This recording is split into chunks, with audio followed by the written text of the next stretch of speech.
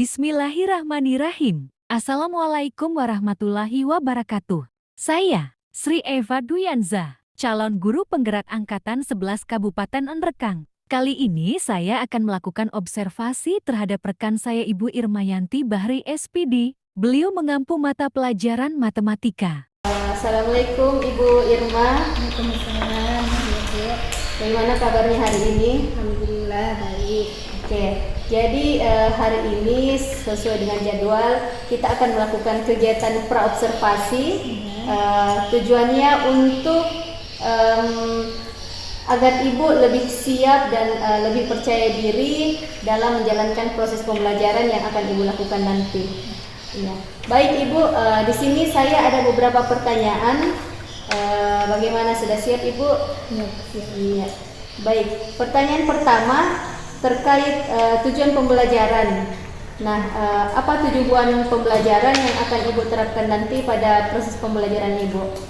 Nanti tujuan pembelajaran yang saya terapkan, kebetulan materi yang diberikan adalah aljabar. Jadi sudah masuk ke materi perkalian dan pembagian. Anak sudah memahami bagaimana penjumlahan dan pengurangan sebelumnya. Jadi tujuan yang selanjutnya itu nanti kita mengharapkan anak-anak atau siswa itu bisa memahami bagaimana perkalian dengan bentuk aljabar. Jadi ada bentuk aljabarnya, kemudian bagaimana siswa itu bisa menyatakan berbagai besaran dalam bentuk aljabar. Kemudian bagaimana juga siswa bisa memahami bentuk-bentuk aljabar pada soal-soal tertentu. Misalnya soalnya nanti berhubungan dengan aljabar yang berbeda variabel-variabel. Oke, berarti tentang aljabar ya Ibu ya. Oke, berarti area pengembangan materi yang akan Ibu lakukan itu ada di materi matematika aljabar. Aljabar. Oke. Baik Bu. Baik, pertanyaan selanjutnya, model pembelajaran apa yang akan Ibu berikan pada proses pembelajaran nanti? Untuk model pembelajaran pertemuan nanti, saya menggunakan metode ekspositori, di mana metode ini mirip dengan metode ceramah, cuma di sini lebih minim pengembangannya atau kegiatannya guru daripada siswa. Siswa akan lebih aktif, di mana setelah guru memberikan materi, siswa akan lebih aktif dalam mengerjakan soal atau memahami materi yang diberikan oleh guru ketimbang dengan metode ceramah. Agak mirip dengan metode ceramah. Oke, jadi agak mirip dengan metode ceramah, tapi di sini murid tetap aktif dalam mengerjakan soal-soal yang lebih banyak tanya jawabnya. Oke, tanya jawab. Baik Ibu. Baik, selanjutnya bagaimana dengan strategi pembelajaran? Kita melihat dulu bagaimana anak-anak yang memiliki kemampuan yang lebih cepat untuk memahami materi itu. Kita berikan dia materi-materi yang bisa dia kembangkan, kemudian bisa untuk mengajarkan teman lainnya yang merasa lebih butuh. Kemudian kita lihat lagi anak-anak yang lebih kurang dalam materi itu, kita fokuskan dia untuk memahami dasar-dasarnya terlebih dahulu. Berarti ada kaitannya dengan diferensiasi ya? Kita mendiferensiasi anak-anak sebelumnya. Oke, baik Ibu.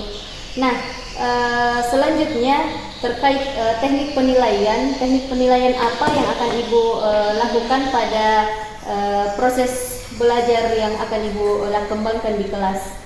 Untuk teknik penilaiannya, kita melihat sikap anak-anak terlebih dahulu. Bagaimana dia di dalam kelas, apakah dia berkelakuan baik atau tidak. Kemudian keaktifannya dalam belajar, apakah dia aktif melakukan tugasnya, mengerjakan tugas-tugasnya, tanya jawab yang dilakukan. Kemudian tugas-tugas yang diberikan apakah dikerjakan atau tidak. Kalau sasaran kelasnya Bu, kelas berapa yang akan Ibu ajarkan? Kelas 7. Kelas 7. Kelas 7. Jam ke berapa Bu? Jam 5.6. Jam ke 5.6 ya. Oke, saya rasa pertanyaan saya cukup. Nanti saya akan memantau proses belajar mengajar yang akan Ibu lakukan ya. Jadi saya harap Ibu bisa melakukan pembelajaran dengan baik dan maksimal sesuai dengan harapan Ibu. Terima kasih Ibu. Sebelum kita mulai pelajaran hari ini, mari kita doa bersama-sama. Doa dipimpin oleh Sipan. sebelum kita memulai pelajaran pada hari ini, mari kita berdoa bersama-sama. Doa dimulai.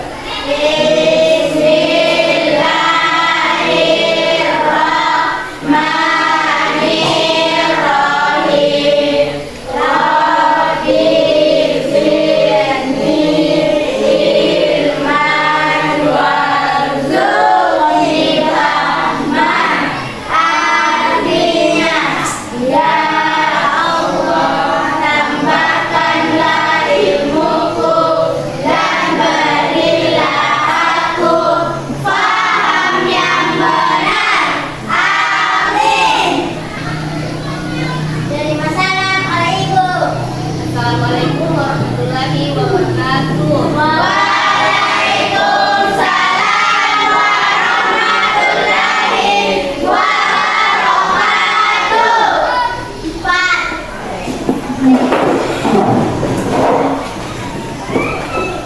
Oke, baiklah. Apa kabarnya hari ini ya anak-anak? Baik. Oke, kalau begitu saya absen dulu ya. Nasrani, Nisa, Akid, Safwan. Sebelum kita memulai pelajaran hari ini, tanggal baiknya kita berikan dulu semua buku materi kita. Siapa yang masih ingat materi aljabar pada pertemuan sebelumnya? Nah, cara penulisan bentuk aljabar bagaimana caranya?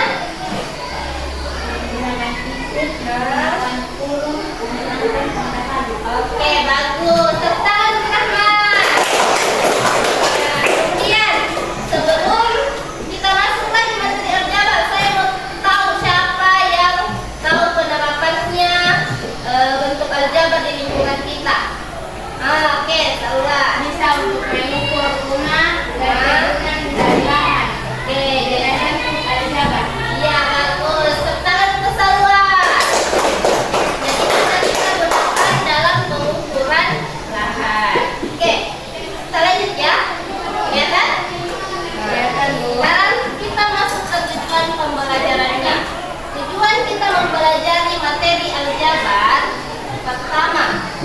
Kalian ya, kita sudah masuk materi perkalian. Jadi yang pertama, peserta didik mampu memahami konsep perkalian dalam bentuk aljabar. Yang kedua, menyatakan besaran dalam bentuk aljabar. Kemudian terakhir kita dapat menyelesaikan soal-soal aljabar dengan variabel yang berbeda.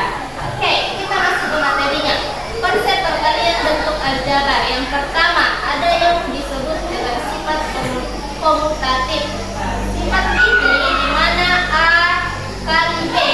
Jadi semua tanda yang disebutkan tadi Rahmat, kalau titik hilang kalinya sama pakai kurung, semua masuk ke dalam bentuk perkalian. Jadi kalau A dikali B seperti ini dibaca juga A kali B. Ini juga sama dengan A kali B. Jadi hurufnya tetap sama meskipun dia berbeda tempat. Yang kedua, ada sifat asosiatif. Kalau sifat asosiatif ada 3 di sini variabel nanti. Ada A kali B, kemudian dikali C. Kenapa disebut asosiatif? Ya, meskipun kita tempat kurungnya, ini yang di luar kurung huruf apa? C. Kalau yang di sebelah A.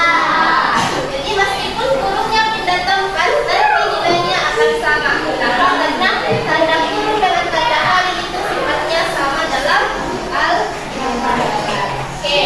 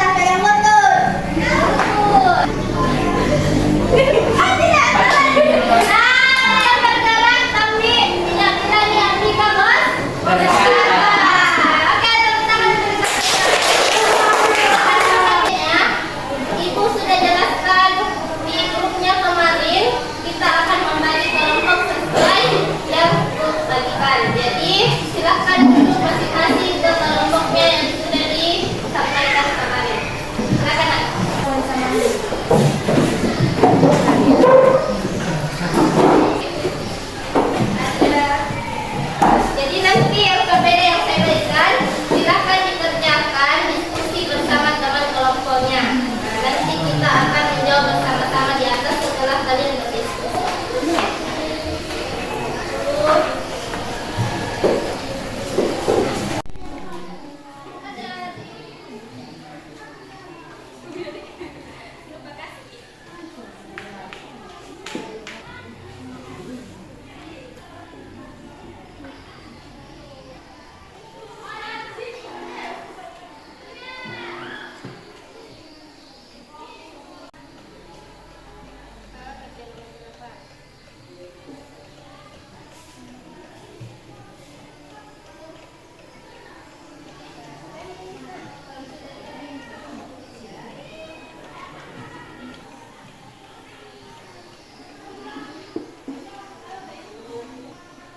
Tulis nama kelompoknya ya. Sini. Ada yang bisa kerjakan dulu nomor 1 kelompok 1.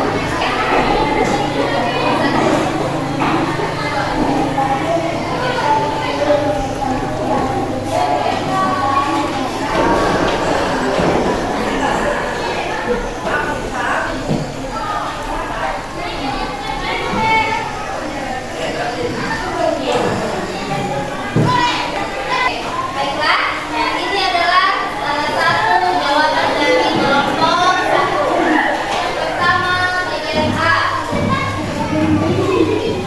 Bagus. Jadi cara mengerjakannya sama dengan contoh yang dijelaskan tadi. X-nya digabungkan semua dulu yang ada X-nya.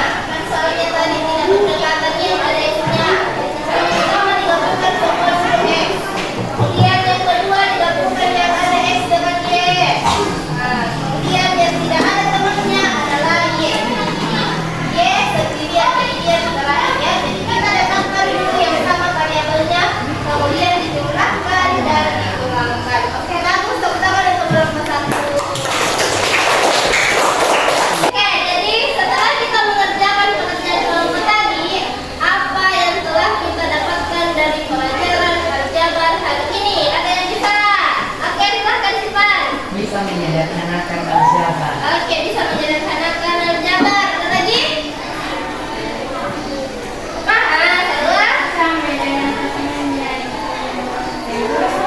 Oke, bagus. Bisa ada?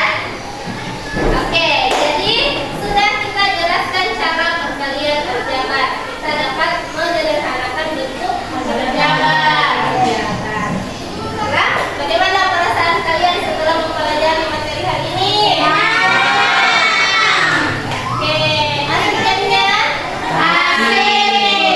Nanti kita akan mempelajari materi selanjutnya. Jadi nanti Ibu ada tugas yang akan dikirimkan ke guru konsep kalian. Jadi silakan kerjakan tugasnya. Bisa bicara, bisa bekerja kelompok bersama temannya dalam mengerjakan tugasnya sama dengan materi kita hari ini. Oke, ada yang bisa berdoa lagi dan lihat yuk, Mika. Oke, Mika, siap Mika.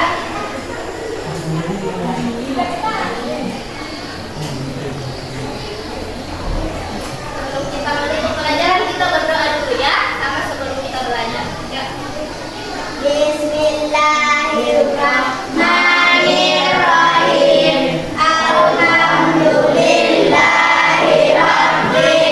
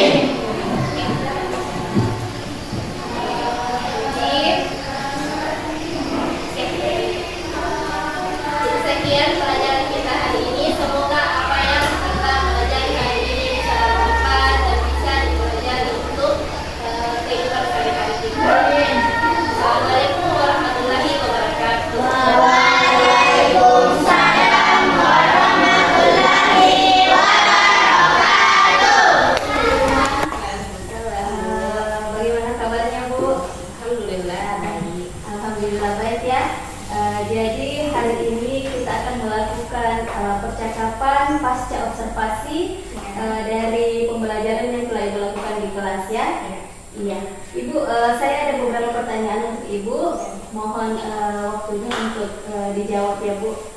Baik, yang pertama, bagaimana perasaan Ibu setelah melalui tahapan observasi ini? Alhamdulillah lega. Alhamdulillah ya, sudah Jalan dengan baik. Iya, jalan dengan lancar ya Bu ya. Ya, alhamdulillah.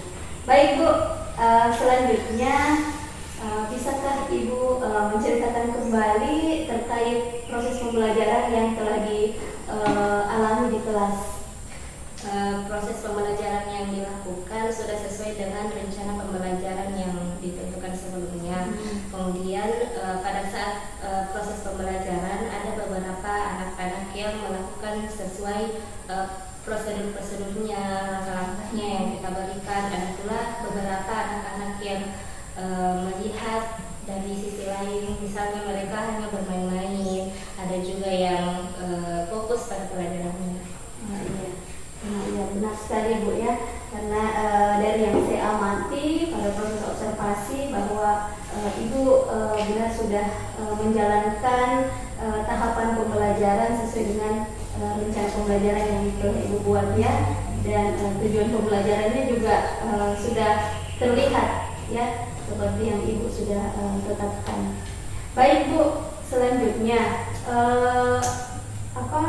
mengenai metode pembelajaran yang Ibu terapkan di kelas, kalau tidak salah expository learning ya. Iya. Apakah metode tersebut sudah dijalankan di kelas Bu?